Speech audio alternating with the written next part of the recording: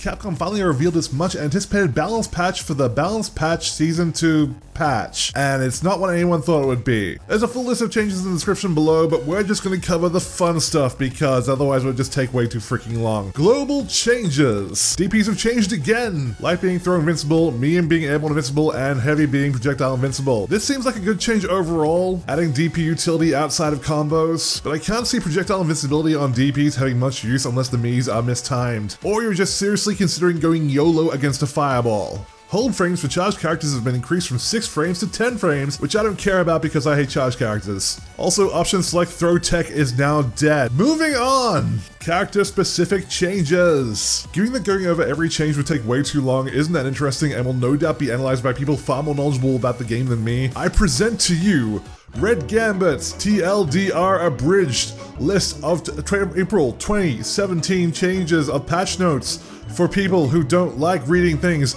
that are long and could be shortened effectively. Akuma! Akuma gets 25 extra life added to his health bar. This would be fantastic if that was less than what a light punch would take to kill him. Alex! Shit, there's actually a lot of changes here.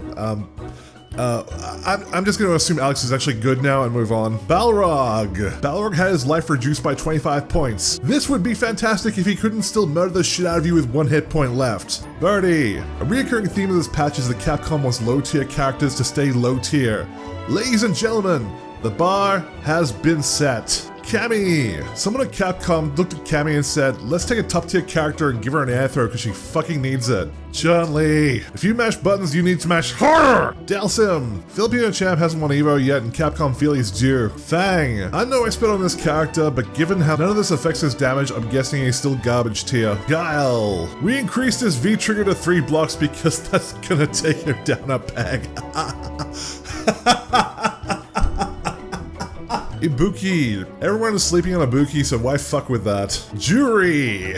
Remember how I said Capcom wants low tier characters to stay low tier? Capcom beautifully illustrated this by nerfing her anti-air jab and patting themselves in the back for a balance well done. Ken. He's still a fucking pressure monster. But hey, Thunder Kick's not quite a thing anymore, so you should be happy. Laura. Laura's still gonna kill you in 2 mix-ups. She just won't be using crouching light kick to do it. Nash. Nash was beaten so savagely in the Season 2 update patch he went straight from top tier to bottom tier. Capcom corrected this by doing nothing to improve him. Nekali. Capcom looked at the only character in the game who still had a really good anti-air jab and went back to buffing Cammy. Rashid. Rashid got his EX Eagle Spike bedazzled because that still counts as a buff. Ryu.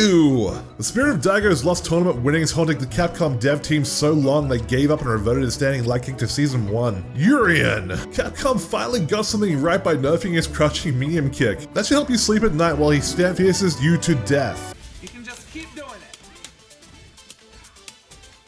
Fierce, fierce, fierce, fierce, fierce.